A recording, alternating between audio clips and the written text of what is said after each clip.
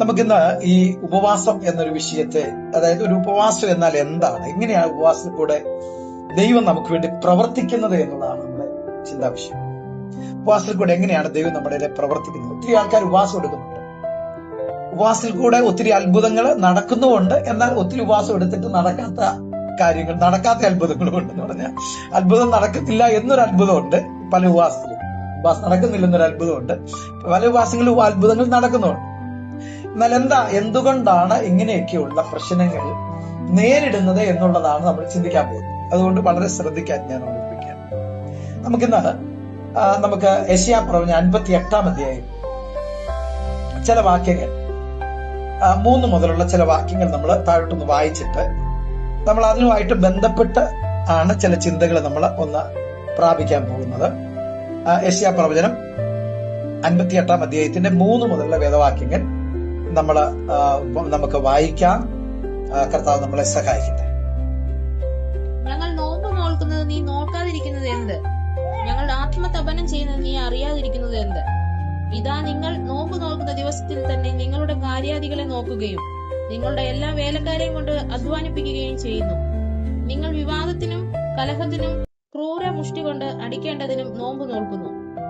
നിങ്ങളുടെ പ്രാർത്ഥന ഉയരത്തിൽ കേൾപ്പാൻ തക്കവണ്ണമല്ല നിങ്ങൾ ഇന്ന് നോമ്പ് നോൽക്കുന്നത്. എനിക്ക് ഇഷ്ടമുള്ള നോമ്പും മനുഷ്യൻ ആത്മതപനം ചെയ്യുന്ന ദിവസവും ഇങ്ങനെയുള്ളതോ? തലയെ വേഴത്തെ പോലെ കുനിക്കുക, രട്ടും വെണ്ണീരും വിരിച്ചു കിടക്കുക, ഇതാകുന്നുവോ ഉപവാസം?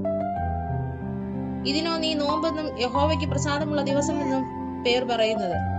അന്യായ ബന്ധനങ്ങളെ അഴിക്കുക, നുകത്തിന്റെ അമിക്കയറുകളെ അഴിക്കുക, പീഡിതരെ സ്വതന്ത്രരായി വിട്ടയക്കുക, എല്ലാ നുകത്തെയും തകർക്കുക, ഇതല്ലയോ എനിക്ക് ഇഷ്ടമുള്ള ഉപവാസം? വിശപ്പുള്ളവന് നിന്റെ അപ്പം നുറുക്കി കൊടുക്കുന്നതും അലഞ്ഞു നടക്കുന്ന സാധുക്കളെ നിന്റെ വീട്ടിൽ ചേർത്തുകൊള്ളുന്നതും നഗ്നനെ കണ്ടാൽ അവനെ ഉടുപ്പിക്കുന്നതും നിന്റെ മാംസരക്തങ്ങൾക്കായി ഇരിക്കുന്നവർക്ക് നിന്നെ തന്നെ മറയ്ക്കാതെ ഇരിക്കുന്നതും അല്ലയോ? അപ്പോൾ നിന്റെ വെളിച്ചം ഉഷസ് പോലെ പ്രകാശിക്കും, നിന്റെ മുറിവുകൾക്ക് വേഗത്തിൽ പൊറുതി വരും.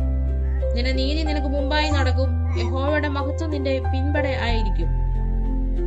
അപ്പോൾ നീ വിളിക്കും, യഹോവ ഉത്തരമരുളും. നീ നിലവിളിക്കും, ഞാൻ വരുന്നു എന്ന് അവൻ അരുളി ചെയ്യും. Okay, price the Lord. അത് കുറെ കൂടെ നമുക്ക് താഴത്തത് കംപ്ലീറ്റ് നമ്മൾ വായിക്കേണ്ടതാണ്. എന്നാൽ നമുക്ക് ഇടയ്ക്ക് അത് വായിക്കാം. ഞാൻ പറഞ്ഞു വരുന്ന ചില ഭാഗങ്ങൾ വളരെ കൃത്യമായിട്ട് ശ്രദ്ധിക്കാൻ തയ്യാറാണ്. നമ്മൾ ഇവിടെ യെശയ്യാ പ്രവാചകൻ ഒരു ഉപവാസം എന്നൊരു വിഷയം വളരെ ശ്രദ്ധിച്ചു കേൾക്കണം. ഒരു ഉപവാസം എന്ന വിഷയം ദൈവവുമായിട്ട് എങ്ങനെയാണ് ബന്ധപ്പെട്ടിരിക്കുന്നത് എന്നതിനെ സംബന്ധിച്ച് വ്യക്തമായ ഒരു സൂചന നമുക്ക് നൽകിയാണ്. ഒരു ഉപവാസം എങ്ങനെയാണ് ദൈവവുമായിട്ട് ബന്ധപ്പെട്ടിരിക്കുന്നത് എന്നുള്ളതാണ്. ഇവിടെ പറയുന്ന ചില ഭാഗങ്ങളിൽ ഉപവാസം, അതായത് പഴയ നിയമത്തിൽ ഉപവാസത്തിന് ആത്മതപനം എന്നൊരു പേര് പറയുമായിരുന്നു. ആത്മതപനം എന്ന് പറയുന്നത്, ആത്മതപനം എന്ന് പറഞ്ഞാല് പല അർത്ഥങ്ങൾ അതിനകത്തുണ്ട്, പല അർത്ഥങ്ങളുണ്ട്. ആത്മതപനം എന്നതിന് പല അർത്ഥങ്ങളുണ്ട്. നമുക്ക് ഈ ആത്മതപനം എന്ന് പറഞ്ഞാല് നമുക്ക് മനസ്സിലാക്കാൻ കഴിയുന്നത് ആത്മാവിൽ തപിക്കുക. ആത്മാവിൽ തപിക്കുക എന്ന് പറഞ്ഞാൽ ശരിക്കും എന്താ? ഈ തപിക്കുക എന്നതിന്റെ അർത്ഥം ചൂട് പിടിക്കാതെ. അപ്പൊ ആത്മാവിൽ തപിക്കുക, ആത്മതപനം എന്ന് പറഞ്ഞാൽ ആത്മാവിൽ ചൂട് പിടിക്കുന്നതിനാണ് ആത്മതപനം എന്ന് പറയുന്നത്. എന്നാൽ ഈ ആത്മതപനം പഴയ നിയമത്തിൽ ഒത്തിരിയേറെ ആൾക്കാരിൽ സംഭവിച്ചിട്ടുണ്ട്, ഈ ആത്മതപനം. ഇനി ഞാൻ ആ ഭാഗം ഒന്ന് പറഞ്ഞാൽ നിങ്ങൾക്ക് 39 സങ്കീർത്തനം ഒന്ന് എടുത്ത്, 39 സങ്കീർത്തനം അതിന്റെ 3-4 വാക്യങ്ങൾ ഒന്ന് ശബ്ദത്തിൽ ഒന്ന് വായിച്ചു നോക്കിക്കേ. നാവ് കൊണ്ട് പാപം ചെയ്യാതിരിക്കാൻ ഞാൻ എന്റെ വഴികളെ സൂക്ഷിക്കുമെന്നും ദുഷ്ടന്റെ മുമ്പിൽ ഇരിക്കുമ്പോൾ എന്റെ വായിൽ കടിഞ്ഞായിട്ട് കാക്കുമെന്നും ഞാൻ പറഞ്ഞു. ഞാൻ ഉരിയാടാതെ ഊമനായിരുന്നു, നന്മയെ ഗണ്യമാക്കാതെ മൗനമായിരുന്നു. എന്റെ സങ്കടം പൊങ്ങി വന്നു, എന്റെ ഉള്ളിൽ ഹൃദയത്തിന് ചൂടുപിടിച്ചു. എന്റെ ധ്യാനത്തിങ്കൽ തീ കത്തി, അപ്പോൾ ഞാൻ നാവെടുത്ത് സംസാരിച്ചു. കണ്ടോ, ഇവിടെ പറയുന്നു ഇതൊരു ആത്മതപനത്തിന്റെ ഒരു സൈനം, ഒരു അടയാളമാണ്. അതായത് ദാവീദ് എന്ത് ചെയ്യുന്നു? ഉരിയാടാതെ അത് ഊമനായിരിക്കുന്നു, നന്മയെ ഗണ്യമാക്കാതെ മൗനമായിരിക്കുന്നു. എന്നിട്ട് തന്റെ ഉള്ളിൽ ഹൃദയത്തിന് ചൂട് പിടിച്ചു, സങ്കടം പൊങ്ങി വന്നു. ഇതെല്ലാം അന്തരാത്മാവിൽ നടക്കുന്ന സംഭവമാണ്. വളരെ ശ്രദ്ധിക്കേണ്ടത് അന്തരാത്മാവിൽ സംഭവിക്കുന്ന കാര്യം. അപ്പൊ ഈ ഒരു അവസ്ഥയിൽ താൻ വന്നപ്പോൾ നാവെടുത്ത് സംസാരിച്ചു, ഉള്ളിൽ ഹൃദയത്തിന് ചൂട് പിടിച്ചു, തീ കത്തി. അപ്പൊ നാവെടുത്ത് സംസാരിച്ചു എന്ന് പറഞ്ഞാൽ എന്തായി ഉള്ളിൽ നടന്നെന്നുള്ളതാണ് പ്രശ്നം. അവിടെയാണ് നമ്മൾ എങ്ങനെയാണ് ഈ ആത്മതപനം വരുന്നതെന്നുള്ളതാണ് നമ്മൾ ശ്രദ്ധിക്കേണ്ടത്. അതായത് പഴയ നിയമത്തിലെ ഈ ആത്മതപനം എന്നുള്ളത് നമ്മൾ വായിച്ച, അപ്പൊ അതിന്റെ ഒരു മീനിങ് ഞാൻ പറയുന്നത്. അപ്പം ദാവീദിന് ഇതുപോലൊരു പ്രോസസ്, ഇതുപോലത്തെ ഒരു സാഹചര്യം ഉണ്ടായി, ഇതുപോലെ അവസ്ഥ വന്നു. ദാവീദിന്റെ ജീവിതത്തില് ഭയങ്കര പ്രശ്നങ്ങളാണ്, മൊത്തം പ്രശ്നങ്ങൾ നേരിടുക. ഈ പ്രശ്നങ്ങൾ നേരിടുന്നതിന്റെ ഒരു ഇൻസിഡന്റ് എന്താന്ന് ചോദിച്ചു കഴിഞ്ഞാൽ, തനിക്ക് ഊരിയാവിന്റെ ഭാര്യയിൽ ഉണ്ടായിരുന്ന ഒരു കുഞ്ഞ് മരണപ്പെട്ടു പോയി. അപ്പം തനിക്ക് രോഗം ബാധിച്ചു. ഈ കുഞ്ഞിന് രോഗം ബാധിച്ചപ്പോൾ ദാവീദ് എന്ത് ചെയ്തു? ദൈവസന്നിധിയിൽ പോയി പ്രാർത്ഥിക്കാൻ തുടങ്ങി. രട്ടുടുത്തു, വെണ്ണീറിൽ കിടന്നു, പൂഴിവാരി തലയിലിട്ടു, ചാരം വാരി തലയിലിട്ടു എന്ന് പറഞ്ഞാൽ ഇതെല്ലാം ഇതിന്റെ സൈനികളാണ്. അകം കത്തുമ്പോ നമ്മളുടെ ജീവിതമേ മാറിപ്പോ. ഞാൻ പറഞ്ഞ ആശയം മനസ്സിലാകുന്നുണ്ടോ? ആ ഒരു സാഹചര്യത്തിൽ കൂടെ പോയിട്ടുള്ളവർക്ക് മനസ്സിലാകും പെട്ടെന്ന്. എന്ന് പറയുമ്പോ അങ്ങനെ ഒരു സാഹചര്യത്തിൽ കൂടെ പോയിട്ടുള്ളവർക്ക് പെട്ടെന്ന് മനസ്സിലാകത്തുള്ളൂ. കാരണം അകത്തു മൊത്തം പ്രഷറാണ്, അകത്തു മൊത്തം പ്രശ്നങ്ങളാണ്. എന്ത് ചെയ്യുമെന്ന് അറിയാൻ കഴിയാത്ത ഒരവസ്ഥയുടെ മുമ്പിൽ നിൽക്കുമ്പോൾ നമുക്ക് നല്ല ഡ്രസ്സ് ധരിക്കാൻ നമുക്ക് തോന്നത്തില്ല, കുളിക്കാൻ നമുക്ക് തോന്നത്തില്ല, അങ്ങേറ്റം ഭക്ഷണം കഴിക്കാൻ തോന്നത്തില്ല. എന്ന് പറഞ്ഞാൽ മുഴുവനും കൈവിട്ട് നിൽക്കുന്ന അകത്തൊരു വലിയ വെപ്രാളം, ഒരു ഭയങ്കര തീയ്, ഭയങ്കര ഒരു വേദന, ഇനി എല്ലാം അവസാനിക്കുന്നു എന്നൊരു തോന്നൽ. ഈ ഒരു സാഹചര്യമാണ് ശരിക്കും ഈ ആത്മാവിൽ നടക്കുന്ന ഈ പ്രക്രിയ എന്ന് പറയുന്നത്. അപ്പൊ ഈ ഒരു സാഹചര്യം നമ്മുടെ അകത്ത് വരുമ്പോൾ, ഇപ്പൊ ദാവീദിന്റെ ജീവിതത്തിൽ അത് സംഭവിച്ചു. താൻ അങ്ങനെ ആത്മതപനം ചെയ്ത് ദൈവസന്നിധിയിൽ കരയുക. എന്തിനു വേണ്ടിയിട്ടാ? കുഞ്ഞിന്റെ വിഷയത്തിന്. ഞാൻ പറഞ്ഞ ആശയം മനസ്സിലാകുന്നുണ്ടോ? കാരണം കുഞ്ഞ് മരണത്തോട് ബന്ധപ്പെട്ടു, മരണവുമായിട്ട് ഒരവസ്ഥയിലെത്തി. ആ കുഞ്ഞിനെ എങ്ങനെയെങ്കിലും രക്ഷിക്കണം. രക്ഷിക്കാൻ ആകെ മൊത്തം ഒരു വഴിയേ ഉള്ളൂ, അതേതാ? ദൈവം. അതുകൊണ്ട് ദൈവവും പാകെ പുള്ളി ഇരുന്ന് പ്രാർത്ഥിക്കാനും കരയാനും തുടങ്ങി. ആ സമയത്ത് മൈൻഡ് മാറുന്ന ഒരവസ്ഥയാണ് ഞാൻ ഈ പറഞ്ഞ പോലെ ചാരം വാരി തലയിലിടുക, പൂഴി വാരി തലയിലിടുക, അതുപോലെ തന്നെ രട്ടെന്ന് പറഞ്ഞാൽ ചാക്കുടുക്കുക, വെണ്ണീറിൽ കിടന്ന് ചാരത്തിൽ കിടന്ന് ഉരുളുക എന്ന് പറഞ്ഞാൽ ദൈവത്തിന്റെ അത്ഭുതങ്ങൾക്ക് വേണ്ടി കരയുന്ന ഒരവസ്ഥ. ഇതാണ് ആത്മതപനത്തിന്റെ അവസ്ഥ എന്ന് പറയുന്നത്. മനസ്സിലായെന്ന് എനിക്ക് തോന്നുന്നു. അപ്പം ഇത് നമ്മൾ ശരിക്കും ഒരു പ്രാർത്ഥനയിൽ നമ്മൾ വരുമ്പോൾ നമുക്ക് ഏറ്റവും ഇമ്പോർട്ടന്റ് ആയിട്ടൊരു ഭാഗം എന്ന് പറയുന്നത് ആത്മതപനാന്തരീക്ഷമാണ്. ആത്മതപനത്തിന്റെ ഒന്ന് രണ്ട് ചിന്തകൾ കൂടെ ഞാൻ നിങ്ങളോട് പറയും. ഒരു ആത്മതപനം എന്ന് പറയുന്നാൽ അർത്ഥമാക്കുന്നത് എന്താണ് എന്നുള്ളതാണ്. നമ്മൾ ശ്രദ്ധിച്ചാല് ബൈബിളിനകത്ത് പറയുന്ന ഒരു ഭാഗത്തിനകത്ത്, അതായത് ആത്മാവിൽ പീഡിപ്പിക്കുക എന്നൊരു പദം. ആത്മാവിനെ പീഡിപ്പിക്കുക, ശരീരത്തെ പീഡിപ്പിക്കാന്നല്ല, പിന്നെന്താണ്? ആത്മാവിനെ പീഡിപ്പിക്കുക. ആത്മാവിനെ പീഡിപ്പിക്കുക എന്ന് പറഞ്ഞാൽ എന്താ? ആത്മാവിനെ സ്വൈര്യം കൊടുക്കാത്ത അവസ്ഥ. കാരണം നമ്മളോട് തന്നെ നമ്മൾ പറയുക, നമ്മുടെ പ്രശ്നത്തിന് കാരണം നാമാണ്. ഇതിന്റെ ഒരു എബ്രായ പദമുണ്ട് ഈ ആത്മതപനത്തിന്. പഴയ നിയമത്തിലെ ഈ ആത്മതപനം എന്ന പദത്തിന് ഒരു എബ്രായ പദം. എബ്രായ പദം അന എന്ന പദം. അന എന്ന് പറഞ്ഞാൽ ഇതിന്റെ അർത്ഥം തന്നെത്താൻ പീഡിപ്പിക്കുക, തന്നെത്താൻ അവജ്ഞയോടെ കാണുക. ഈ അർത്ഥങ്ങൾ അതിനുള്ളത്. എന്ന് പറഞ്ഞാൽ തന്നെത്താൻ നമ്മളെ എന്ത് ചെയ്യുക? പീഡിപ്പിക്കുക, തന്നെത്താൻ അവജ്ഞയോട് കാണുക. ഇതിന്റെ അർത്ഥം നമ്മൾ കടന്നു പോകുന്ന പ്രശ്നങ്ങളുടെ അടിസ്ഥാന കാരണം നമ്മളാണെന്ന് തിരിച്ചറിയുന്നതാണ് ഈ സംഭവം. നമ്മളിപ്പം നമ്മുടെ ജീവിതത്തിൽ പ്രശ്നങ്ങളോ പ്രതികൂലങ്ങളോ ഒക്കെ ഉണ്ടാകുമ്പോൾ നമ്മള് വേറൊരാളെയാണ് ചൂണ്ടുന്നത്. നേസമുണ്ടോ? ഒന്നെങ്കിൽ ഇപ്പം പൊതുവെ പെന്റിക്കോസ്റ്റിന്റെ ഇടയിലാണെന്ന് ഒരിക്കലും ആൾക്കാർക്ക് മന്ത്രവാദവും അന്ധവിശ്വാസവും എന്ന് പറയുന്നൊരു കാര്യം ഭയങ്കരമായിട്ട് സ്വാധീനിക്കുന്നുണ്ട്. അന്ധവിശ്വാസം, മന്ത്രവാദമോ പിശാചോ ഇല്ലെന്നല്ല ഞാൻ പറയുന്നത്. പക്ഷെങ്കിൽ ഇതിനെ കൂടുതലായി ദൈവത്തെക്കാൾ കൂടുതൽ അതിനെ വിശ്വസിക്കും. എന്തു പ്രശ്നങ്ങളും വരുന്നത് എന്തിൽ കൂടെയാ? പിശാച്, ഉപദ്രവം, സാഹചര്യം, അല്ലെ? ആൾക്കാരുടെ രാഗു നോക്കി, രാഗു തെറ്റിപ്പോയിട്ടുണ്ടെന്ന് വരികയും എന്ത് ചെയ്തു? മൊത്തം തെറ്റി. അതുപോലെ തന്നെ 1-ാം തീയതി ബന്ധക്കോസുകാർ 1-ാം തീയതി നോക്കി രാവിലെ വന്ന് കയറുന്നവൻ ശരിയല്ലെന്ന് വരികയും ആ മാസം പോയെന്ന് പറയുന്നു. ഇങ്ങനെയൊക്കെയുള്ള ചില കാഴ്ചപ്പാടുകൾ, അത് തികച്ചും തെറ്റാണ്. അതിനെ ഒരിക്കൽ പോലും എന്ത് ചെയ്യുന്നില്ല, ബൈബിൾ പ്രൊമോട്ട് ചെയ്യുന്നില്ല എന്നുള്ളതാണ്. അപ്പൊ ഞാൻ പറഞ്ഞു വന്നതിന്റെ ആശയം, ഒരിക്കൽ പോലും നമ്മൾ മനസ്സിലാക്കേണ്ടത് നമ്മുടെ പ്രശ്നത്തിന്റെ അടിസ്ഥാന കാരണം നമ്മൾ തന്നെയാണ് എന്ന് നമ്മുടെ അകത്ത് ഈ ചിന്ത കടന്നു വരുന്നു. അന്ന് മുതൽ നമ്മൾ വിടുവിക്കപ്പെടുക. എങ്ങനെയാ നമ്മൾ വിടുവിക്കപ്പെടുന്നേ? നമ്മുടെ കുറവുകൾ കണ്ടുപിടിച്ച് നമ്മൾ ശരിയാവും. മറ്റൊരാളാണ്, മറ്റൊരു വ്യക്തിയോ മറ്റൊരു ശക്തിയോ മറ്റൊരു സാഹചര്യത്തെയോ നമ്മൾ പഴി പറഞ്ഞാൽ ആ നമ്മൾ ഒരിക്കലും നന്നാകുന്നില്ല. ആ സാഹചര്യമായിരിക്കും നമ്മുടെ പ്രശ്നം. എന്ത് വിഷയം വന്നാലും അത് കാരണമാണ്, ഇത് കാരണമാണ്, അങ്ങനത്തെ കാരണമാണ്, അല്ലെ? ഇപ്പൊ നമ്മൾ രാവിലെ വീട്ടിൽ എഴുന്നേറ്റേച്ച് നമ്മൾ കാപ്പി കുടിക്കുന്നു. ആരുടെ കാരണമാ? നമ്മുടെ കാരണമാ. ശരിയല്ലേ? നമ്മുടെ ആവശ്യമാണ്. നമ്മൾ കുളിക്കുന്നു, നമ്മൾ ഡ്രസ് ചെയ്യുന്നു, നമ്മൾ ഭക്ഷണം കഴിക്കുന്നു, നമ്മൾ ക്ലീൻ ചെയ്യുന്നു, നമ്മൾ സഞ്ചരിക്കുന്നു. ഇതെല്ലാം നമ്മുടെ പ്രശ്നങ്ങളാ. പക്ഷെ നമുക്ക് മറ്റൊരാൾ പ്രശ്നമായി വിടുന്ന എപ്പോഴാ? തടസ്സങ്ങൾ വരുമ്പോഴാ. അതേസമയം ചില ദിവസം നമ്മള് സുഖമില്ലാത്തൊരവസ്ഥ വന്നു, പെട്ടെന്ന് തന്നെ നമ്മൾ എന്ത് ചെയ്തു? ഇന്ന് മിക്കവാറും മറ്റൊരു ഉപദ്രവം എന്നെ ബാധിച്ചത് കൊണ്ടാണ് എനിക്കിന്ന് പൊങ്ങാൻ വയ്യാത്തത് എന്ന് ചിന്തിച്ചു പോയാൽ. പക്ഷെ ഒരു കാര്യം ഞാൻ കറക്റ്റായിട്ട് പറയാം. ഇപ്പൊ ഒരാൾക്ക് പെട്ടെന്ന് ഇങ്ങനത്തെ ഒരു സാഹചര്യം ഉണ്ടായി, അവരിങ്ങനെ വേറൊരാളെ പഴി പറഞ്ഞുകൊണ്ടിരിക്കുക. അവർ മന്ത്രവാദം ചെയ്തു, അല്ലെങ്കിൽ അവർ നിമിത്തമാണ് എന്നൊക്കെ പറഞ്ഞ് നമ്മളിങ്ങനെ പഴി പറഞ്ഞുകൊണ്ടിരിക്കുമ്പോഴായിരിക്കും പെട്ടെന്ന് നമ്മുടെ കുടുംബത്തിൽപ്പെട്ട ഒരാൾക്ക് രോഗം ഉണ്ടാകും, അല്ലെങ്കിൽ ഒരു ആക്സിഡന്റ് ഉണ്ടാകും, അല്ലെങ്കിൽ ഒരു പ്രശ്നം ഉണ്ടാകുന്നു. ഈ പറഞ്ഞു വയ്യാതെ കട്ടിലെ കിടക്കുന്നയാള് സെക്കൻഡ് കൊണ്ട് എഴുന്നേറ്റ് ഹോസ്പിറ്റലിൽ ചെന്നിരിക്കും, ആ സ്ഥലത്ത് ചെന്നിരിക്കും. ഇത് ശരിയോ തെറ്റോ?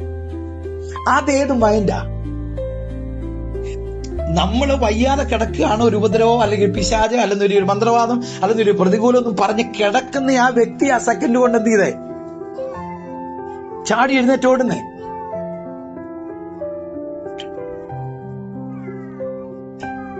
നമ്മൾ ശ്രദ്ധിക്കേണ്ട ഒരു പ്രധാനപ്പെട്ട വിഷയം, പലപ്പോഴും നമ്മുടെ മൈൻഡ് സെറ്റ് ആണ് നമ്മളെ തകർക്കുന്നത്. നമ്മുടെ മൈൻഡ് സെറ്റ് ആണ് നമ്മളെ തകർക്കുന്നത്. അപ്പൊ നമ്മുടെ മൈൻഡ് പ്രോപ്പർ ആകണം എന്ന് പറഞ്ഞാൽ, ഇപ്പൊ മറ്റു രാജ്യങ്ങളിലേക്ക് നോക്കിക്കേ, അവിടെ ചില, അതായത് പ്രായമുള്ള ആൾക്കാരുടെ ഒരു പ്രത്യേകത, അവര് 90 വയസ്സായാലും ആരോഗ്യമാണ്. അവരുടെ കാര്യങ്ങൾ ചെയ്യുന്നു, ജോലി ചെയ്യുന്നു, ആരോഗ്യം. എന്താ കാരണം എന്നറിയോ? അവിടുത്തെ ഒരു സിസ്റ്റം ഉണ്ട്. മക്കളൊക്കെ പ്രായമായി കഴിഞ്ഞാൽ മക്കളെയൊക്കെ അവർ മാറി താമസിക്കുക, വീട്ടിൽ താമസിക്കത്തില്ല. അവരവരുടെ ജോലി കാര്യങ്ങളുമായിട്ട് മാറി താമസിക്കുക. അപ്പൊ ഇവര് അപ്പനും അമ്മയും മാത്രമേ ഉള്ളൂ, മാതാപിതാക്കൾ മാത്രമേ ഉള്ളൂ. ഇവരുടെ കാര്യങ്ങൾ നടക്കണമെങ്കിൽ എന്ത് ചെയ്യണം? ഇവർ ചെയ്താലേ പറ്റുള്ളൂ. അതുകൊണ്ട് ഇവര് കൃത്യമായി എഴുന്നേറ്റ് കാര്യങ്ങൾ ചെയ്യും. ഇവർക്ക് പ്രശ്നമില്ല, രോഗമില്ല, പ്രശ്നമില്ല. അതിന് താങ്ങാൻ ആളുണ്ടെങ്കിൽ തളർച്ച കൂടുമെന്ന് പറഞ്ഞ പോലെ നമുക്ക് നമ്മൾ മാത്രമേ ഉള്ളെന്ന് ഒരു തോന്നൽ നമ്മുടെ അകത്ത് വരുമ്പോഴേ നമ്മൾ ശരിയാവുള്ളൂ. അതല്ലെങ്കിൽ നമ്മൾ പരാതിക്കാരായിരിക്കും, നമ്മൾ പ്രശ്നക്കാരായിരിക്കും. ആമേൻ, പ്രൈസ് ദി ലോർഡ്. ഇത് പകലിൽ ഞാൻ പറഞ്ഞു വരുന്നതിന്റെ ആശയം വളരെ കൃത്യമായി ശ്രദ്ധിക്കണം. ഇനി ഞാനിപ്പോ പറഞ്ഞു വന്നതെന്നറിയോ? ഇവിടെ നമ്മളാണ് നമ്മുടെ പ്രശ്നങ്ങൾക്ക് കാരണമെന്ന് നമ്മൾ കണ്ടുപിടിക്കണം. ഞാൻ പറയുന്നത് ശ്രദ്ധിക്കുന്നുണ്ടോ എന്ന് എനിക്ക് മനസ്സിലാകുന്നില്ല. എന്റെ സത്യസന്ധമായിട്ടുള്ള വചനം ഞാൻ പറയുന്നത്. എന്റെ പ്രശ്നത്തിൽ ഞാൻ പലപ്പോഴും എന്റെ ജീവിതത്തിൽ ഞാൻ പലപ്പോഴും ചെറുപ്പം മുതലുള്ള എനിക്കൊരു ഗുണം കർത്താവ് തന്നിട്ടുണ്ട്. ഞാൻ ഇന്ന് നാഴിക വരെ എന്റെ ലൈഫിൽ ഒരു പ്രശ്നം വന്നാൽ വേറെ ആളെ ചൂണ്ടത്തില്ല. എന്റെ ജീവിതത്തിൽ ഒരു പ്രശ്നം വന്നാൽ ഞാൻ എന്നിലേക്ക് നോക്കത്തുള്ളൂ. എന്റെ ഭാഗത്ത് എന്താണ് പ്രശ്നം, ഇത് വരാൻ കാരണം, അത് ഞാൻ മനസ്സിലാക്കിയിട്ട് ഞാൻ അത് ക്ലിയർ ചെയ്ത് പോകേണ്ടത് ക്ലിയർ ചെയ്യും, മുമ്പോട്ട് പോകേണ്ടത് മുമ്പോട്ട് പോകും. ഞാൻ അവിടെ ബോൾഡാവും. അതാണ് ഇന്ന് എന്നെ ഇത്രത്തോളം കർത്താവ് കൊണ്ടുവരാൻ അടിസ്ഥാനപരമായിട്ടുള്ളൊരു കാരണം. പ്രതികൂലങ്ങൾ ഇഷ്ടംപോലെ ഉണ്ട്. വെല്ലുവിളികൾ ഇഷ്ടം പോലെ ഉണ്ട്. ഈ പറഞ്ഞ പോലെ മന്ത്രവാദങ്ങളോ ആഭിചാരങ്ങളോ പിശാചോ അതും ഇതൊക്കെ കാണും. പക്ഷെ ഇതിനെയൊന്നും ഞാൻ വകവെക്കുന്നില്ല. കാരണം എന്റെ ലൈഫിൽ എനിക്ക് മുമ്പോട്ട് പോകണമെന്ന എന്റെ പ്രശ്നം. അതുകൊണ്ട് തന്നെ ഉണ്ടായ ഗുണം, 24-ാം വയസ്സിൽ ഒരു വീടെടുത്ത് വാടകയ്ക്ക് താമസിച്ച 2 കുഞ്ഞുങ്ങളും കുടുംബവും അമ്മച്ചി എല്ലാവരുമായിട്ട് താമസം ആരംഭിച്ചു. 24-ാമത്തെ വയസ്സിൽ. ആ യാത്ര ഇന്ന് ഇവിടെ വരെ എത്തി. പരാജയത്തിലായിരുന്നില്ല, വിജയത്തിൽ തന്നെ ആയിരുന്നു. പ്രതികൂലങ്ങളെ നോക്കിയിരുന്നാൽ നമുക്കൊന്നും ചെയ്യാൻ പറ്റത്തില്ല. സാഹചര്യങ്ങളെ നോക്കിയൊന്നും ചെയ്യാൻ പറ്റത്തില്ല. ബൈബിളിലെ അല്ലെ ഒരു വചനമുണ്ട്, ഏതാ? കാറ്റിനെ വിചാരിക്കുന്നവൻ വിതയ്ക്കുന്നില്ല, മേഘങ്ങളെ നോക്കുന്നവൻ കൊയ്യുന്നില്ല. അപ്പൊ കാറ്റിനെ നോക്കുന്നവൻ ജീവിതത്തിൽ ഒരിക്കലും വിതയ്ക്കാൻ പറ്റത്തില്ല. ഏത് സാഹചര്യത്തിലും മുമ്പോട്ടിറങ്ങാനുള്ള ആ തന്റേടവും ആത്മധൈര്യവുമാണ് നമ്മുടെ വിജയം. അതുകൊണ്ട് ഇന്ന് നമ്മൾ അറിയേണ്ട ഒരു കാര്യം, പരാതികളും മറ്റുള്ളവരും സാഹചര്യങ്ങളും നമുക്കൊരു തടസ്സമല്ല. നമുക്ക് തടസ്സം നമ്മൾ തന്നെയാണ്. Price the lord. Amen, amen. Okay, നമ്മുടെ ചിന്തയിലേക്ക് വരാം. അപ്പോ ആത്മതപനം, ഇവിടെ ആത്മതപനം എന്ന ആ ഒരു കോൺസെപ്റ്റ് വ്യത്യസ്തമായിട്ട് നമുക്ക് നൽകുന്ന ഒത്തിരിയേറെ ചിന്താഗതികളുണ്ട്, അല്ലെ? സ്വമേധയായ ത്യജിക്കൽ, അല്ലെങ്കിൽ സ്വയം ത്യജിക്കൽ, താഴ്മ, അനുതാപം, ഇതൊക്കെ പരിശീലിക്കുന്നതാണ് ആത്മതപനം. അപ്പൊ ഉപവാസം എന്ന് പറയുന്ന ഒരു സംഗതിയിൽ എന്താ വരേണ്ടത്? സ്വയപരിശോധന.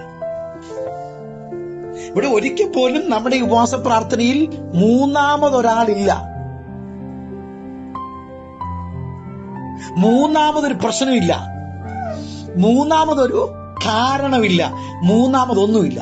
ആകെ മൊത്തം ഉള്ളത് ഞാനും ദൈവവും, അല്ലെങ്കിൽ നിങ്ങളും ദൈവവും. ഇതാണ് ഇവിടെ നമുക്ക് നടക്കേണ്ട കാര്യം.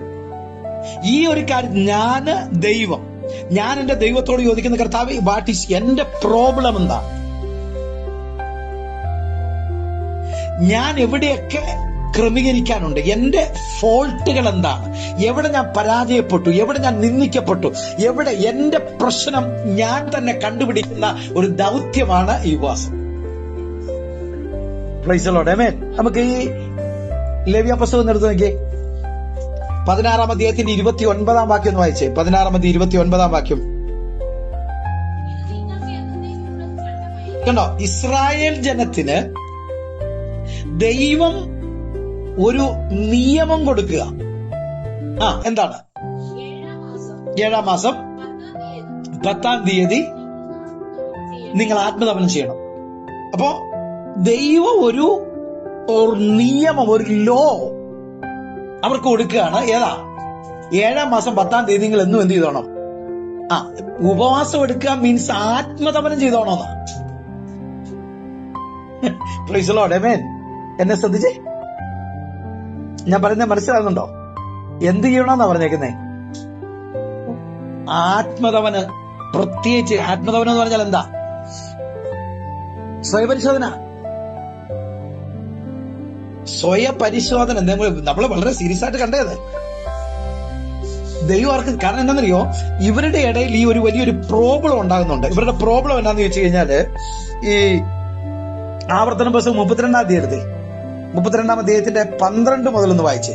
ആവർത്തനം 32-ന്റെ 12 മുതലൊന്ന് വായിച്ചേ. യഹോവ തനിയെ അവനെ നടത്തി, അവനോടുകൂടെ അന്യ ദൈവം ഉണ്ടായിരുന്നില്ല. ഇസ്രായേലിനെ നടത്തിയ ഭാഗം പറഞ്ഞത്. ഇസ്രായേലിനെ ദൈവം നടത്തി എന്ത് ചെയ്തിട്ടില്ല? അന്യ ദൈവം ഇല്ലായിരുന്നു. അത് ഭയങ്കര പോയിന്റ് ആണ്. അന്യ ദൈവം ഇല്ലായിരുന്നു. അപ്പം അന്യ ദൈവം അവരുടെ കൂടെ ഉണ്ടായിരുന്നില്ല. ദൈവത്തിന് തനിയെ നടത്താൻ കഴിവുണ്ട്. നമ്മളിപ്പം ഇത്രയും വർഷമായി, ഞാൻ 35 വർഷത്തോളമായി 35 വർഷത്തോളമായി ഞാൻ കർത്താവിനെ അറിഞ്ഞിട്ട്. ഈ 35 വർഷം എന്നെ നടത്തിയത് ദൈവം മാത്രമാണ്. അന്യ ദൈവം എന്ന് പറയുന്ന സാധനം ഇതിനകത്തില്ല. എന്ന് പറഞ്ഞാൽ ഈ അന്യദൈവം എന്ന് പറഞ്ഞാൽ ഏതാ? ചിലർ പാരമ്പര്യം, ചിലപ്പോൾ മന്ത്രവാദം, ചിലപ്പോൾ ആഭിചാരം, അല്ലെ? ചില നേർച്ച കാഴ്ച, ഇതിൽ കൂടെയൊക്കെ വരുന്ന അന്യ ദൈവങ്ങൾ. അവയ്ക്കൊന്നും സ്വാധീനമില്ലാത്ത വിധത്തിൽ ദൈവത്തിന്റെ സാന്നിധ്യം നടത്തിയെന്ന് പറഞ്ഞാൽ ഇന്ന് പകൽക്കാലം എത്ര പേർക്ക് വിശ്വസിക്കാൻ പറ്റും? ഞാൻ പറയുന്നു, വിളിച്ചിറക്കിയ കാലം മുതൽ നടത്തിയതാരാ? ദൈവമാ. പ്രതികൂലങ്ങളുടെ മധ്യത്തിൽ, പ്രശ്നങ്ങളുടെ മധ്യത്തിൽ, വെല്ലുവിളികളുടെ മധ്യത്തിൽ, ഇല്ലായ്മയുടെ മധ്യത്തിൽ, തകർച്ചകളുടെ മധ്യത്തിൽ, ശൂന്യതകളുടെ മധ്യത്തിൽ നമ്മൾ സേവിക്കുന്ന ആ ദൈവത്തിന് മാത്രമേ ഉണ്ടായിരുന്നുള്ളൂ പ്രയോറിറ്റി. വേറെ ആരും അതിനകത്ത് വന്നിട്ടില്ല. ഇന്ന് പകൽക്കാലം ഞാൻ പറഞ്ഞു വരുന്നതിന്റെ ആശയം വളരെ കൃത്യമായി മനസ്സിലാക്കണം. നമ്മുടെ കൂടെ അന്യ ദൈവം ഇല്ല. അന്യ ദൈവത്തിന്റെ യാതൊരു സ്വാധീനവും നമ്മുടെ മേലില്ല. ബാക്കി ഭാഗം ഒന്ന് വായിച്ചേ. അന്യദൈവം ഉണ്ടായിരുന്നില്ല. അവൻ ഭൂമിയുടെ ഉന്നതങ്ങളിൽ അവനെ വാഹനമേറ്റി ഓടുമാറാക്കി, അല്ലെ? വാഹനമേറ്റി നിലത്തെ അനുഭവം കൊണ്ട് അവൻ ഉപജീവിച്ചു. പാറയിൽ നിന്ന് തേന്, തീക്കല്ലിൽ നിന്ന് എണ്ണയും കുടിപ്പിച്ചു. പശുക്കളുടെ വെണ്ണയും ആടുകളുടെ പാലും ആട്ടിൻകൂട്ടങ്ങളുടെ മേധസ്സും ബാശാനിലെ ആട്ടുകൊറ്റന്മാരെയും കോലാടുകളെയും കോതമ്പിൻ കാമ്പിനെയും കൊടുത്തു. ദ്രാക്ഷരസമായ വീഞ്ഞു കുടിച്ചു. യശുരനോ പുഷ്ടി വെച്ച് ഉദച്ചു, കനത്ത് തടിച്ചിരിക്കുന്നു. തന്നെ ഉണ്ടാക്കിയ ദൈവത്തെ അവൻ ത്യജിച്ചു. ഇവിടെയാണ് പ്രശ്നം. ഞാനിപ്പോ ആശയം, ഈ ആത്മതപനം ഒരു നിയമമാക്കാൻ കാരണം എന്നാണെന്നറിയോ? ഇസ്രായേലിന് അവരുടെ ജീവിതത്തിൽ ദൈവം കൊടുത്ത നന്മകൾ അനുഭവിക്കുമ്പോൾ അവര് ദൈവത്തെ മറക്കുക. അതാ വാക്യം. യേശുവിന്റെ നാമത്തിലേമേൻ. ഇന്ന് പകൽക്കാലം ദൈവത്തിന്റെ പൈതലേ, അവൻ അതുകൊണ്ടാണ് പറഞ്ഞേക്കുന്നത്. ഇസ്രായേലിനോട് പറഞ്ഞു, ഈ ഇസ്രായേലിന് കൊടുത്ത ആ ഭാഗങ്ങൾ എന്തായിരുന്നു? ആടല്ലേ? ഏറ്റവും കൂടുതൽ ആട്ടിറച്ചിയാ കൊടുത്തേ, ആടുകളുടെ മേധസ്. ഇതൊക്കെ കഴിച്ചങ്ങോട്ട് എന്ത് ചെയ്തു? ഇവരങ്ങ് കനത്ത് തടിച്ച് കഴിഞ്ഞപ്പോ തന്നെ ഉണ്ടാക്കിയ ദൈവത്തെ മറന്നു. സാഹചര്യങ്ങൾ വർദ്ധിക്കുമ്പോൾ, സാമ്പത്തികങ്ങൾ വർദ്ധിക്കുമ്പോൾ, സ്ഥാനമാനങ്ങൾ വർദ്ധിക്കുമ്പോൾ, ഇനി വേണ്ട, ഇതൊന്നും ഇല്ലാതായാൽ, ഇതുണ്ടേലും നമ്മളെ ദൈവത്തെ മറക്കാം, ഇതില്ലെങ്കിലും ദൈവത്തെ മറക്കാം. പക്ഷെ ഇന്ന് പകൽക്കാലം എന്റെ ക്വസ്റ്റ്യൻ, ആത്മതപനം ഇമ്പോർട്ടന്റ് ആണ്. നമ്മൾ ഓരോ സീസണുകളിലും നമ്മൾ ആത്മതപനം എന്ന് പറയുന്ന വിഷയം കൈകാര്യം ചെയ്യേണ്ടിയിരിക്കുന്നു. ആത്മതപനം കൈകാര്യം ചെയ്യേണ്ടിയിരിക്കുന്നു. എന്താന്ന് ചോദിച്ചു കഴിഞ്ഞാൽ, ഈ പറഞ്ഞതുപോലെ നമ്മളെ സ്വയം പരിശോധിക്കൽ ആത്മതപനം. എന്നിൽ ദൈവം ഉണ്ടോ? സാമ്പത്തികവും സ്ഥാനമാനവും ഭക്ഷണവും വാഹനവും വീടും ചുറ്റുപാടും ഒക്കെ കിട്ടുമ്പോൾ നമ്മൾ ദൈവത്തെ മറന്നോ? അത് ഇസ്രായേലിനൊരു ക്വസ്റ്റ്യൻ ആയിരുന്നു. ഇനി ഒന്നുമില്ലാത്തൊരു സാഹചര്യം വന്നു. നമ്മുടെ കുടുംബങ്ങൾക്കകത്ത് പ്രശ്നങ്ങൾ, പാട്ടില്ല, പ്രാർത്ഥനയില്ല, വിശ്വാസികളായ എല്ലാവരും. പക്ഷെ എന്തില്ല? പാട്ടില്ല, പ്രാർത്ഥനയില്ല, കുടുംബത്തിനകത്ത് ദൈവ സാന്നിധ്യമില്ല. എത്രയോ കുടുംബങ്ങൾ അങ്ങനെയുണ്ട്. അവരെന്നിട്ട് സാഹചര്യങ്ങളെ പഴി പറയുക. എനിക്കിന്ന് പാടാൻ പറ്റിയില്ല, കാര്യം മക്കൾ. എനിക്കിന്ന് പ്രാർത്ഥിക്കാൻ പറ്റിയില്ല, കാര്യം ഭാര്യ. എനിക്കിന്ന് പ്രാർത്ഥിക്കാൻ പറ്റിയില്ല, കാര്യം ഭക്ഷണം. എനിക്കിന്ന് പ്രാർത്ഥിക്കാൻ പറ്റിയില്ല, എനിക്ക് ശരീരത്തിന് പ്രശ്നം. നമ്മൾ പലതും പരാതിപ്പെട്ടുകൊണ്ട് ദൈവ സാന്നിധ്യത്തിൽ നിന്ന് പുറത്തു പോകുന്ന ഒരവസ്ഥ. എന്റെ ക്വസ്റ്റ്യൻ, ദൈവം നമ്മുടെ അകത്തുണ്ടോ? വീട്ടിനകത്തുണ്ടോ? ഒരു പ്രയാസം ഉണ്ടെങ്കിൽ അതെങ്ങനെ നമ്മൾ പരിഹരിക്കുന്നു? ഒരു പ്രശ്നമുണ്ടെങ്കിൽ നമ്മൾ എങ്ങനെ പരിഹരിക്കുന്നു? സ്തോത്രം, സ്തോത്രം, സ്തോത്രം, സ്തോത്രം. ഇന്ന് പകൽക്കാലം ദൈവമക്കളെ, എന്റെ ക്വസ്റ്റ്യൻ, ആത്മതപനം ഇതൊരു ഇമ്പോർട്ടന്റ് ആയിട്ടുള്ള കാര്യം. ആത്മതപനം, ഈ ഉപവാസ പ്രാർത്ഥനയിൽ പരിശുദ്ധാത്മാവ് നമ്മൾ ഇന്ന് പ്രതീക്ഷിക്കുന്നത് ആത്മതപനമാണ്. കർത്താവേ, എന്റെ കുറവുകൾ എന്താന്ന് സ്വയം കണ്ടുപിടിച്ചിട്ട്, ഞാൻ എവിടെയാ ക്രമീകരിക്കേണ്ടതെന്ന് കണ്ടുപിടിച്ചിട്ട്, ഞാൻ എവിടെയാ ശരിയാകേണ്ടതെന്ന് കണ്ടുപിടിച്ചിട്ട്, നമ്മളൊന്ന് മാറി ചിന്തിക്കാൻ, ഒന്ന് മാറി വരാൻ പരിശുദ്ധാത്മാവ് നമുക്ക് നൽകുന്ന അവസരം ഈ ആത്മതപനം. ഇസ്രായേൽ മക്കൾക്ക് ദൈവം നിയമമായിട്ട് കൊടുത്തു, 7-ാം മാസം 10-ാം തീയതി നിങ്ങൾ ആത്മതപനം തന്നെ ചെയ്തേക്കണം എന്ന് പറഞ്ഞാൽ നിങ്ങളെ പരിശോധിക്കണം. ദൈവത്തിൽ നിന്ന് വിട്ടുമാറിയോ? ദൈവം നിങ്ങളുടെ അകത്തുണ്ടോ? നിങ്ങൾ ദൈവകൃപയിലാണോ എന്ന് സ്വയം പരിശോധിക്കാൻ ദൈവം നൽകിയ ഒരു ഡേറ്റ. എല്ലാ വർഷവും 7-ാം മാസം 10-ാം തീയതി ആത്മതപനം ചെയ്യണം. Praise the lord. ആമേൻ. വളരെ ഇമ്പോർട്ടന്റ് ആണ് ഇത്. ഞാൻ പറയുന്നു, ആത്മതപനം വളരെ ഇമ്പോർട്ടന്റ് ആണ്. നമുക്കിവിടെ 100 കൂട്ടം കാര്യങ്ങൾ നമുക്ക് മറ്റുള്ളത് പറയാനുണ്ട്. പക്ഷെ പോകുന്നത് നമ്മൾ ആ ദൈവത്തിൽ നിന്നും. നമുക്ക് ആ ദൈവാനുഗ്രഹം നഷ്ടപ്പെടുന്നത് സാഹചര്യങ്ങൾക്കൊന്നുമല്ല, മറ്റുള്ളവർക്കല്ല, പ്രതികൂലത്തിനല്ല ഒന്നും നഷ്ടപ്പെടുന്നത്. അതെല്ലാം നമ്മളെ നഷ്ടപ്പെടുത്താനായിട്ട് നമുക്ക് മുമ്പിൽ ഉണർന്നു വരുമ്പോൾ നമ്മൾ ഓർക്കേണ്ടത്, ഞാനാ തകരുന്നതിനിടയ്ക്ക്, ഇതിനിടയ്ക്ക് അനുഭവിക്കുന്ന ഞാനാ, ഇവിടെ ഇതിനിടയ്ക്ക് നശിക്കുന്ന ഞാനാണെന്നുള്ള സ്വയബോധം ഉണ്ടാകണ്ടേ. അതാണ് ആത്മതപനം. ഇന്ന് പകൽക്കാലം പരിശുദ്ധാത്മാവ് നമ്മളിലേക്ക് അത് കൊണ്ടുവരാൻ ആഗ്രഹിക്കുക, ആത്മതപനം. ഇനി ഈ ആത്മതപനത്തിനകത്തൊരു വലിയ പ്രത്യേകത കൂടെ ഉണ്ടായിരുന്നു. എന്താണെന്നറിയോ?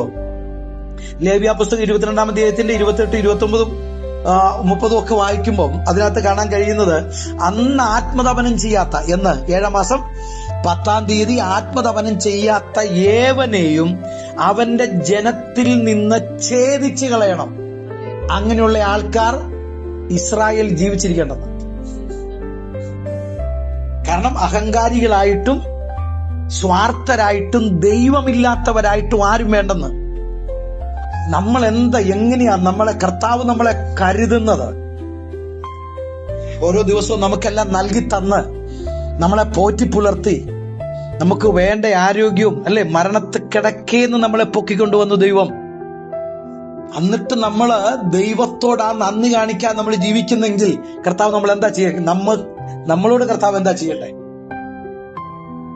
കർത്താവ് പറയുക, ആത്മതപനം വേണം. ആമേൻ. ആത്മതപനം വേണം. അതല്ലെങ്കിൽ ജനം നശിക്കും. ദൈവം അവരുടെ ഇടയിൽ ഉണ്ടോ, വർക്ക് ചെയ്യുന്നുണ്ടോ എന്ന് അവർ ശോധന കഴിക്കണം. അല്ലെങ്കിൽ ജനം നശിക്കും. എത്ര നാളായി കർത്താവിന് നമ്മുടെ വീട്ടിൽ പ്രയോറിറ്റി ഉള്ളത്? പാട്ടുണ്ടോ എന്ന് ചോദിച്ചാൽ പാട്ടുണ്ട്, പ്രാർത്ഥന ഉണ്ടോ ചോദിച്ചാൽ പ്രാർത്ഥനയുണ്ട്, എല്ലാം ഉണ്ട്. പക്ഷെ വീടിന്റെ അവസ്ഥ എന്താ?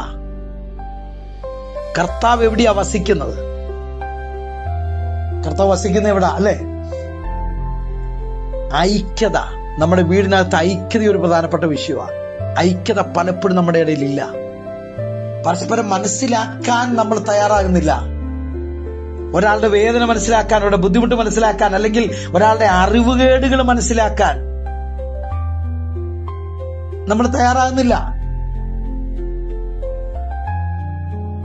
അറിവുകേടുകളുണ്ട്. ഇപ്പം പ്രായമുള്ള ഒരാൾ ചെയ്യുന്ന കാര്യം ചെറുപ്പക്കാരായ ഒരാൾക്ക് ചിലപ്പോൾ അംഗീകരിക്കാൻ ബുദ്ധിമുട്ട് വരും. ചില വാക്കുകൾ ചിലപ്പോൾ ബുദ്ധിമുട്ടായിട്ട് വരും. പക്ഷെ ഇതിനെ മനസ്സിലാക്കി, അല്ലെങ്കിൽ അത് അങ്ങനല്ല എന്ന് പറഞ്ഞ് അവിടെ ഒരു ഐക്യത ഉണ്ടാക്കിയെടുക്കേണ്ടത് ആവശ്യം. ഞാനീ പറഞ്ഞു വരുന്നതിന്റെ ആശയം, ഒരു കുടുംബത്തിനകത്ത് നമ്മൾ വർക്ക് ചെയ്തെങ്കിലേ കുടുംബത്തിന്റെ അനുഗ്രഹങ്ങൾ വരാൻ കഴിയൂ. എല്ലായ്പ്പോഴും പ്രശ്നങ്ങളുള്ളതാണ്. പ്രശ്നങ്ങളില്ലാത്തൊരു കുടുംബം ഇല്ല. എന്തെങ്കിലുമൊക്കെ പ്രശ്നങ്ങൾ ഉണ്ടാകും. ഒന്നേ മാതാപിതാക്കൾ പ്രശ്നമായിരിക്കും, അല്ലെങ്കിൽ ഭാര്യ പ്രശ്നമായിരിക്കും, അല്ലെങ്കിൽ ഭർത്താവ് പ്രശ്നമായിരിക്കും, അല്ലെങ്കിൽ കൊച്ചുമക്കൾ പ്രശ്നമായിരിക്കും. ഇങ്ങനെ പ്രശ്നങ്ങൾ സംജാതമാകുന്നൊരു സ്ഥലമാണ് അവിടെ. പക്ഷേ അതിനെ നമ്മൾ മാനേജ് ചെയ്യുന്ന ഒരു ഭയങ്കര അത്ഭുതമാണ്. ഇന്ന് പകൽക്കാലം ഞാൻ പറഞ്ഞു വരുന്നതിന്റെ ആശയം, നമ്മുടെ കുടുംബത്തിനകത്ത് ദൈവ സാന്നിധ്യം കൊണ്ടുവരണം. ദൈവം അതിനായിട്ടാണ് നമ്മളെ ഇവിടെ ആക്കിയിരിക്കുന്നത്. ഈ ഉപവാസ പ്രാർത്ഥനയിൽ പരിശുദ്ധാത്മാവ് നമ്മുടെ കുടുംബത്തിന്റെ ശൂന്യതകളെ പണിയട്ടെ. ഞാൻ വിശ്വസിക്കുന്നു. ആമേൻ. പിശാച് നന്നായിട്ട് കൈകാര്യം ചെയ്യാനുള്ള അവസരം വീടിനകത്തുള്ളത് കൊണ്ടാണ് ജീവിതങ്ങളെ പിശാച്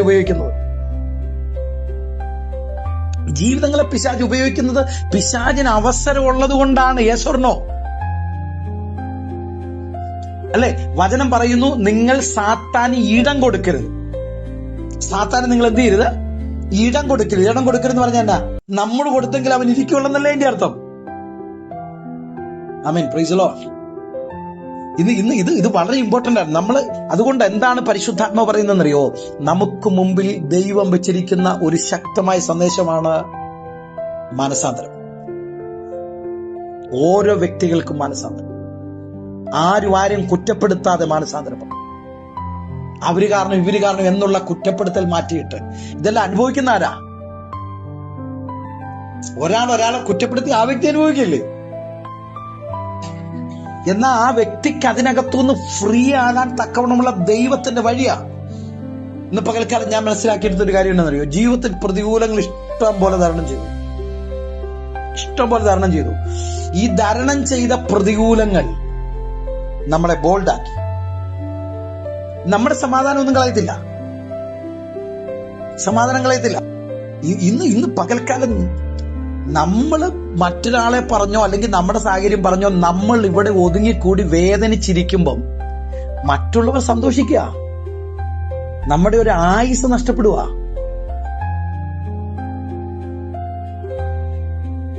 ഇതെല്ലാം നമുക്ക് മുമ്പിൽ കർത്താവ് ഒരുക്കി വെച്ചിട്ടുള്ളത് നമ്മൾ അനുഭവിക്കുന്നില്ലെങ്കിൽ തെറ്റുകാരൻ ദൈവമല്ല, മറ്റുള്ളവരല്ല, നമ്മളാണ്. യെസ്സോ? Praise lord. യേശുവിന്റെ നാമത്തിൽ നമ്മുടെ സന്തോഷം തകർക്കാൻ ഒന്നിനും കഴിയത്തില്ല, നമ്മൾ അനുവദിച്ചെങ്കിലേ പറ്റൂ. നമ്മുടെ സമാധാനം തകർക്കാൻ ആർക്കും കഴിയത്തില്ല, നമ്മൾ അനുവദിച്ചാലേ പറ്റൂ. യേശുവിന്റെ അധികാരമുള്ള നാമത്തിൽ ആമേൻ. ഇവിടെ വചനം പറയുന്നു എന്താണ്? ആത്മതപനം ഒരു പ്രധാനപ്പെട്ട വിഷയമാണ്. ആത്മതപനം എന്നുള്ളതിനെ സംബന്ധിച്ച് നിങ്ങൾക്ക് മനസ്സിലായി എന്ന് ഞാൻ കരുതുകയാണ്, അല്ലേ? ആത്മതപനത്തിന്, അല്ലേ, ഞാൻ മുമ്പ് പറഞ്ഞ പോലെ വെളിപ്പാട് പുസ്തകം നേരത്തെ 3-ാം അധ്യായം അതിന്റെ 17-ാമത്തെ വാക്യം ഒന്ന് വായിച്ചേ.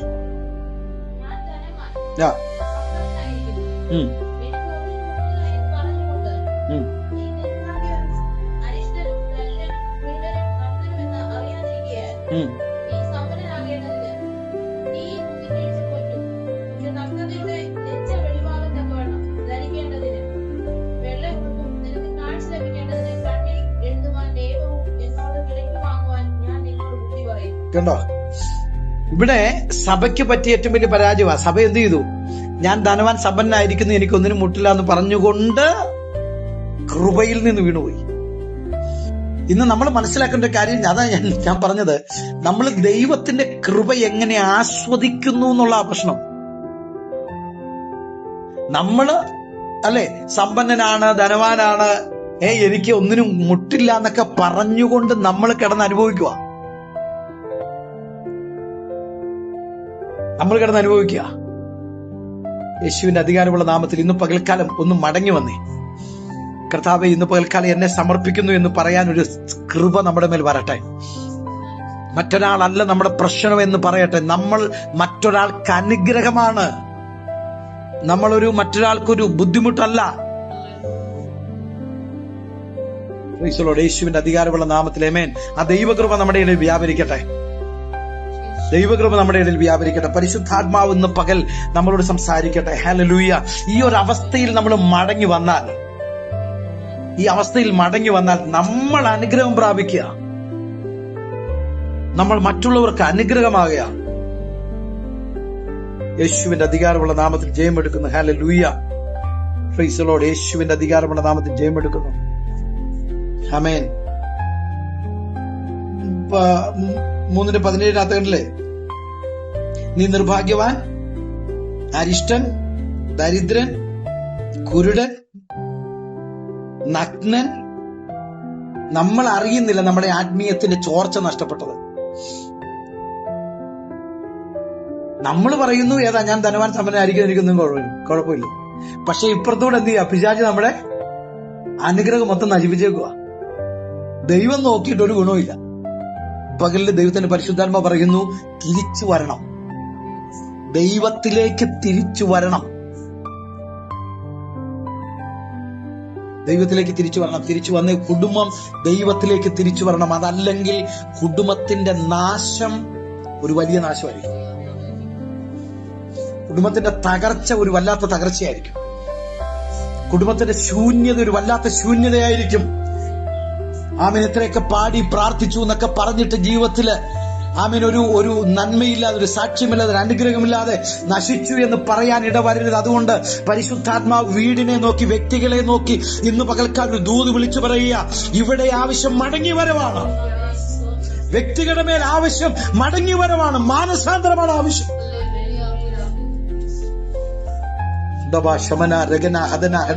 ഇന്ന് പകൽക്കാലം ദൈവത്തിന്റെ കരങ്ങളിലേക്ക് ഒന്ന് സമർപ്പിച്ചേ.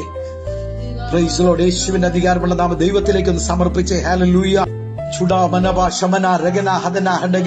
മറ്റുള്ളവരല്ല നിന്റെ പ്രശ്നം. ദൈവം ഇതിലെ ഇന്ന് നീയാ നിന്റെ പ്രശ്നം. ദൈവം നിന്നെ വിളിച്ച് ഇറക്കിയ കാലഘട്ടം മുതൽ നിന്നെ നടത്തിയത് മറ്റുള്ളവരാരുമല്ല.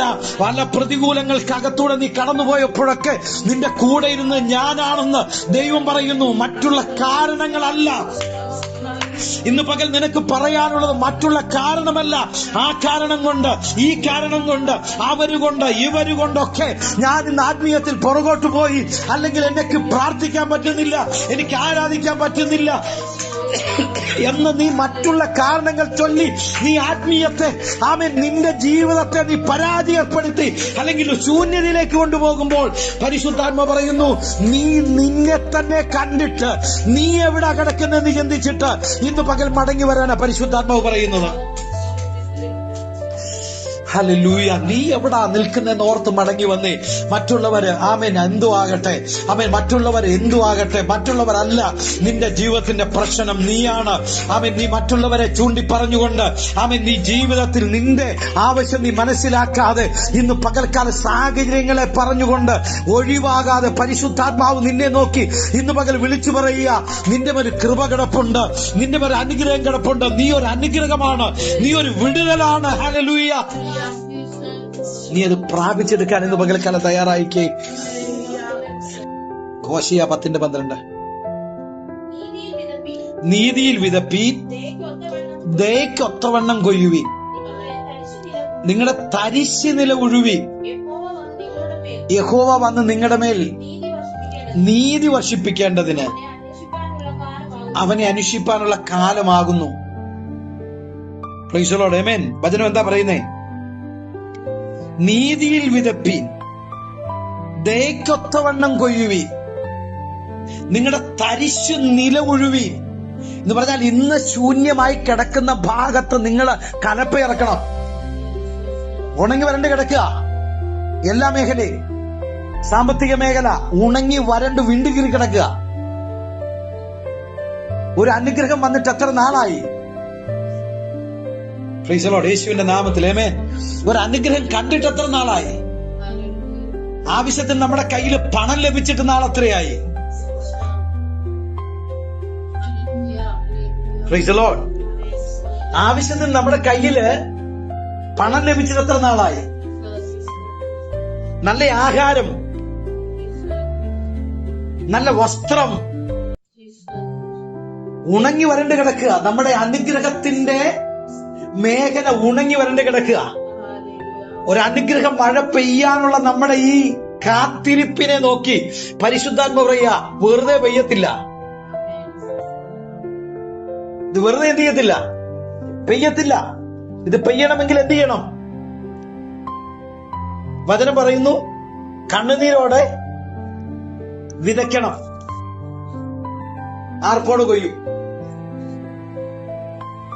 ഇന്ന് പകൽക്കാലം നമ്മുടെ ജീവിതത്തിൽ കണ്ണുനീരോടെ വിതയ്ക്കണം. കർത്താവേ, അതിനാ പറഞ്ഞത് ആത്മതപനം. എന്റെ ജീവിതത്തിൽ ഞാൻ അനുഭവിക്കുന്ന പ്രശ്നങ്ങളെ കണ്ട് നമുക്ക് കണ്ണുനീര് വരാത്ത എന്നാന്നറിയോ? ഇന്നലെ ഒരു ദിവസം ഒരാള് എന്നോട് വന്നിട്ട് പറഞ്ഞു, ആരാന്ന് ഓർക്കുന്നില്ല, എന്നോട് വന്നിട്ട് പറഞ്ഞു, കരയാൻ പറ്റുന്നില്ല. നേരത്തെ ഭയങ്കരമായിട്ട് കരയുമായിരുന്നു. കരയാൻ പറ്റാത്തതിന്റെ കാരണം എന്നാന്നറിയോ? സ്വന്തം കാര്യങ്ങളെ കുറിച്ചുള്ള ബോധം വന്നിട്ടില്ല ഇതുവരെ. ഞാൻ അവരോട് മറുപടി അങ്ങനെ പറഞ്ഞില്ല. എനിക്കിപ്പോഴാ അതിന് മറുപടി കിട്ടി. ഈ കരച്ചിൽ വരാത്തതിന്റെ കാര്യം എന്നാന്നറിയോ? ഞാൻ തകരുന്നു എന്നൊരു തോന്നലകത്ത് വരുന്നില്ല.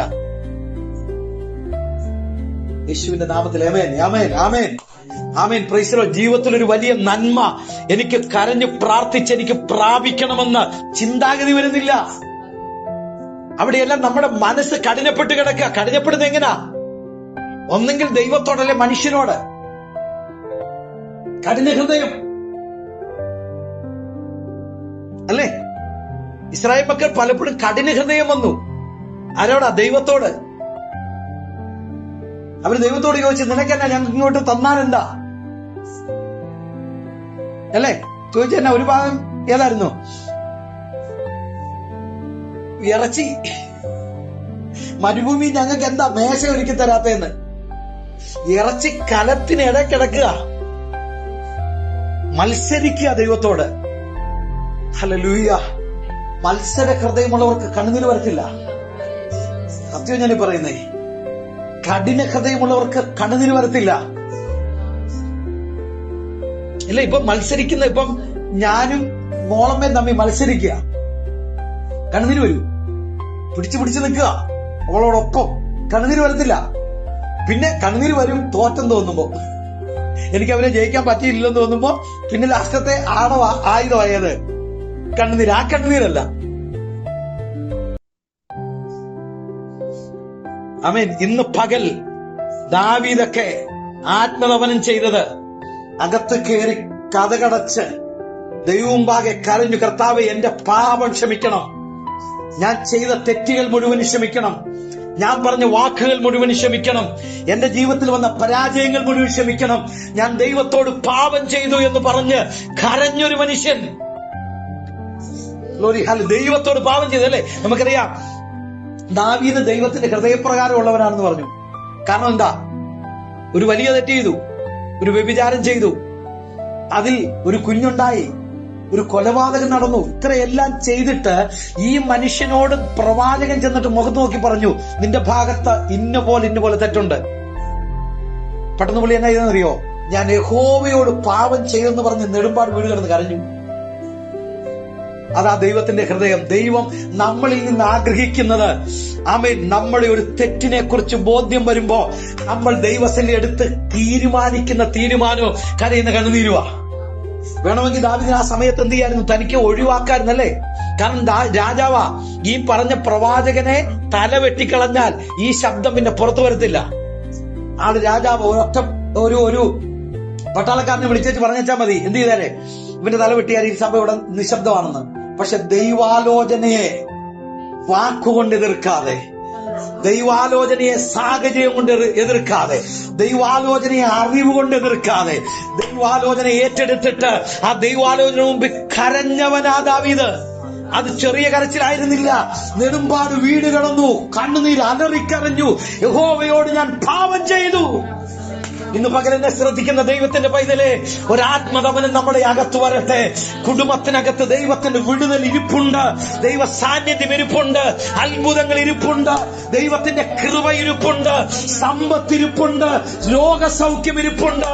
കുടുംബത്തിനകത്ത്, വ്യക്തികളില് ദൈവത്തിന്റെ കൃപ ഇരിപ്പുണ്ട്.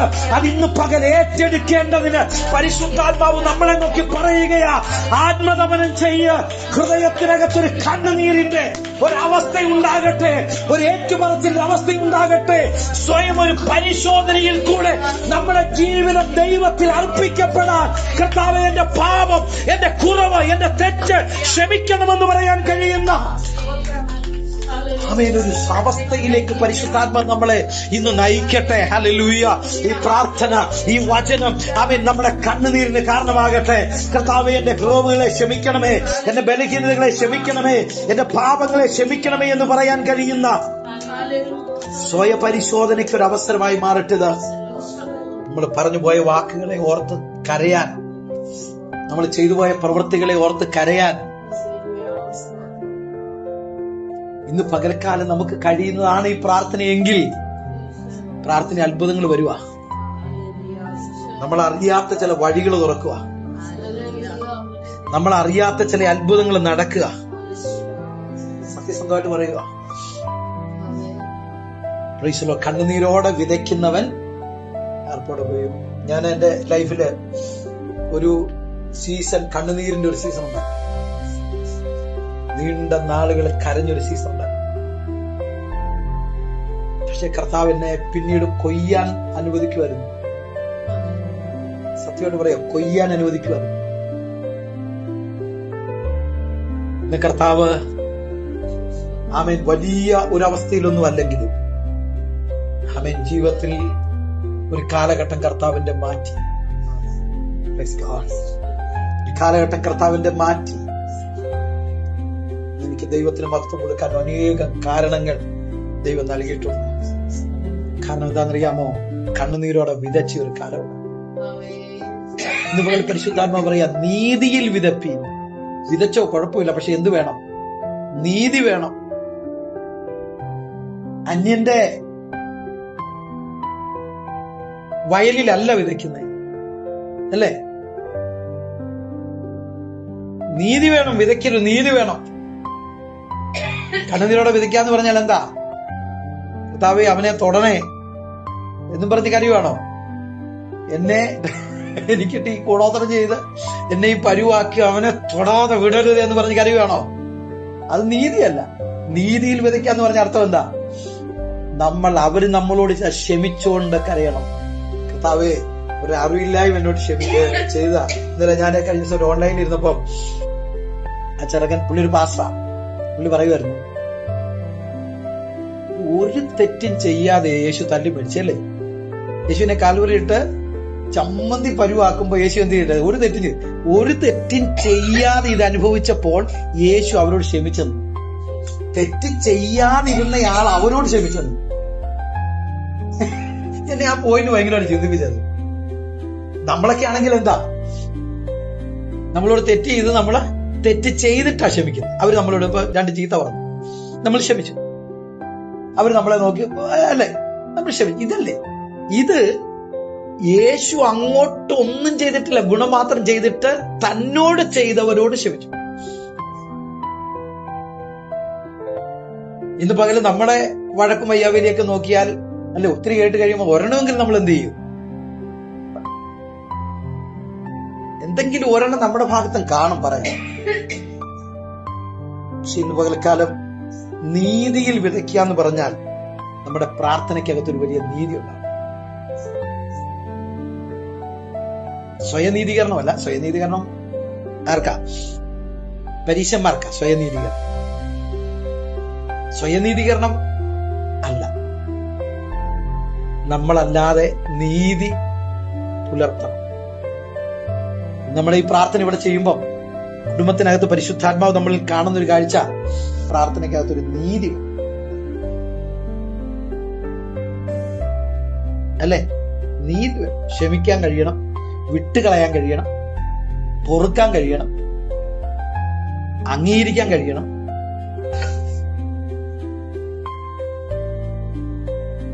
യേശു ഇവിടെ വന്നിട്ട് യേശുവിന് എന്തൊക്കെ ഉപദ്രവ കിട്ടിയേ? ഒരു തെറ്റും ചെയ്യാതെ യേശു എന്ത് ചെയ്യുമായിരുന്നു, അല്ലേ? എല്ലാവർക്കും കർത്താവ് ആരുടെ കുറ്റമൊന്നും കർത്താവ്, അല്ലെ, സത്യത്തിൽ യേശു ആരുടെ കുറ്റം പറഞ്ഞു ഇല്ല, ഒരു കുറ്റം പറയും. ഇപ്പം വ്യഭിചാര കർമ്മത്തിൽ പിടിക്കപ്പെട്ട സ്ത്രീ യേശുവിന്റെ അടുക്ക വന്നിങ്ങനെ വീണ് കിടക്കുക. വീണ് കിടന്നിട്ട് യേശു അവളെ നോക്കിയിട്ട്, നീ എന്തോ വൃത്തികേടാടി കാണിച്ചത്, നീ ചെയ്തേണ്ടയാ, നീ എന്ത് ചെയ്യുന്നേ, നീ ചെയ്തേണ്ടയാ, നീ അനുഭവിക്കുന്നേന്നല്ല പറഞ്ഞേ. നമ്മളുടെ വന്ന് കിടക്കുന്നെങ്കിൽ 10 പറയാതെ നമ്മൾ എന്ത് വഴി കാണിച്ചു കൊടുക്കത്തില്ല. ഞാനത് ഭയങ്കരമായിട്ട് ചിന്തിച്ചു. പക്ഷെ യേശു പിന്നെ ഓർത്തു നോക്കണേ, അവള് പിന്നെ യേശുവിനെ വിട്ട് പോയിട്ടില്ല. എന്താ സംരക്ഷണം, എന്തായിരുന്നു? ഇന്ന് പകൽക്കാലം ഞാൻ പറയുന്നത്, നമ്മള് എന്താ നീതി എന്നുള്ള ആവശ്യം, നീതി എന്നുള്ള ആവശ്യം. നമ്മുടെ വീടിനകത്ത് നീതി എന്താ? വചനം പറയുന്നു, നീതിയിൽ വിതപ്പിൻ, ദേഹത്തോണം കൊയ്വിൻ, നിങ്ങളുടെ തരിശ് നിലങ്ങൾ ഉഴുവിൻ. ഇപ്പൊ ദൈവം നമ്മളിൽ വലിയ കാര്യങ്ങൾ ചെയ്യാൻ ആഗ്രഹിക്കുന്നുണ്ട്. പക്ഷേ നമ്മുടെ തരിശ് നിലങ്ങൾ ഉഴുവണം, എന്നിട്ട് നീതിയിൽ വിതയ്ക്കും. ദൈവം പ്രവർത്തിക്കാൻ, ദൈവം വിള തരാൻ, ദൈവം നന്മ തരാൻ നമ്മളിൽ നിന്ന് കർത്താവ് പ്രതീക്ഷിക്കുന്ന നീതിയിലെ ഒരു വിതയാണ്. അതുകൊണ്ടാണ് ഞാൻ പറഞ്ഞത്, കണ്ണുനീരോടെ വിതയ്ക്കുന്നവൻ ആർപ്പോടെ കൊയ്യും. വിത്ത് ചുമന്നും കരഞ്ഞും വിതച്ചും കൊണ്ട് നടക്കുന്നു, കറ്റ ചുമന്നാർത്തും കൊണ്ട് വരുന്നു. അപ്പോ നീതിയിലാണ് നമ്മൾ വിതയ്ക്കുന്നതെങ്കിൽ നമ്മൾ കറ്റ ചുമന്നു കൊണ്ടുവരും ആർപ്പോടെ. ഒരു വലിയ സീസൺ നമുക്ക് മുമ്പിൽ കർത്താവ് വെക്കും. ജീവിതത്തിൽ വലിയ നന്മ കർത്താവ് നമുക്ക് മുമ്പിൽ തരും. ഒരിക്കലും നമ്മൾ നഷ്ടപ്പെടാനോ തകരാനോ ദൈവം സമ്മതിക്കത്തില്ല. ദൈവത്തിന് സ്തോത്രം. നമുക്ക് സക്കരിയ പ്രവചനത്തിലേക്ക് വന്ന്, സക്കരിയ പ്രവചനം 8-ാം അധ്യായത്തിന്റെ 21-22 വാക്യം വായിച്ചു. ഒരു പട്ടണത്തിന്റെ നിവാസികൾ മറ്റൊന്നിലേക്ക് ചെന്ന്, വരുവീൻ, നമുക്ക് യഹോവയെ പ്രസാദിപ്പിക്കേണ്ടതിന്, സൈന്യങ്ങളുടെ യഹോവയെ അന്വേഷിക്കേണ്ടതിന് പോകാം, ഞാനും പോരുന്നു എന്ന് പറയും. അങ്ങനെ അനേകം ജാതികളും ബഹുവംശങ്ങളും യെരൂശലേമിൽ സൈന്യങ്ങൾ യഹോവയെ അന്വേഷിപ്പാൻ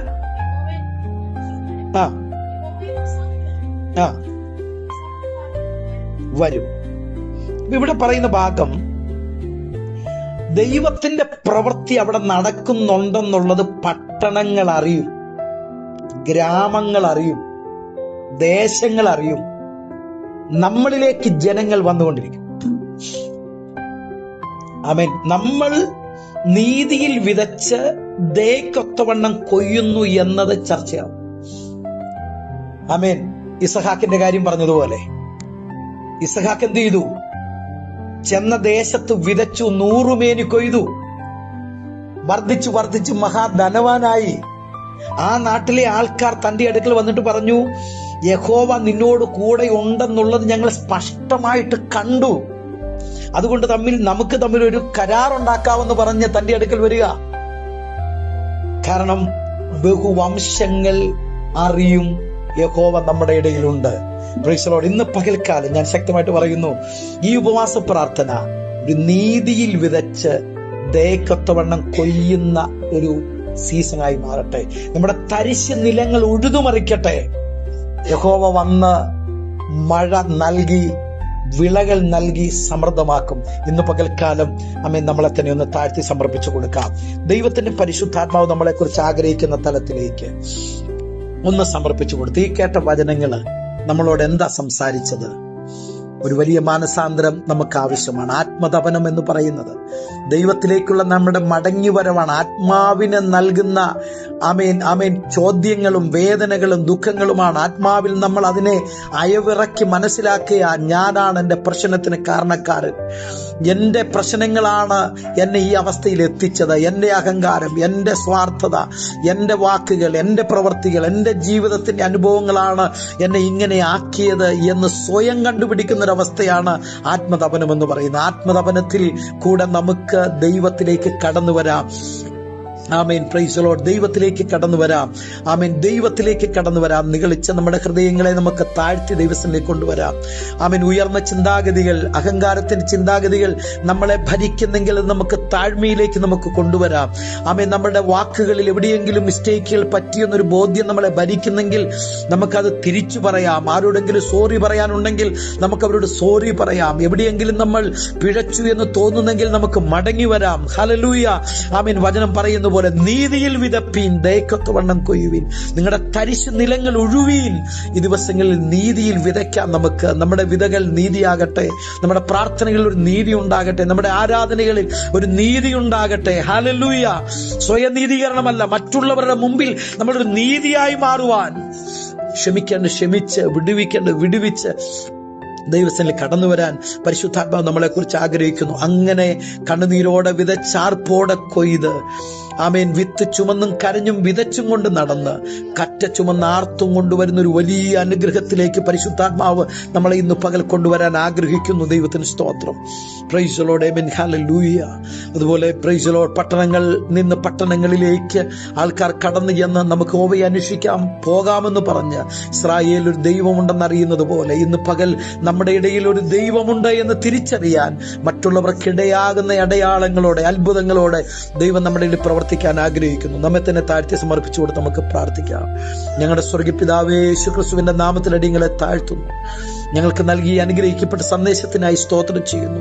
ഞങ്ങളെ തന്നെ ദൈവമുമ്പാകെ വിനയപ്പെടുത്തി തരികയാണ്. ഞങ്ങളുടെ അഹങ്കാരങ്ങളും ഞങ്ങളുടെ ഉന്നത ഭാവങ്ങളും ഞങ്ങളുടെ നിഗള ഹൃദയങ്ങളും ഒക്കെ ദൈവത്തിനെ താഴുവാൻ തക്കവണ്ണം ഇടയാകണമേ.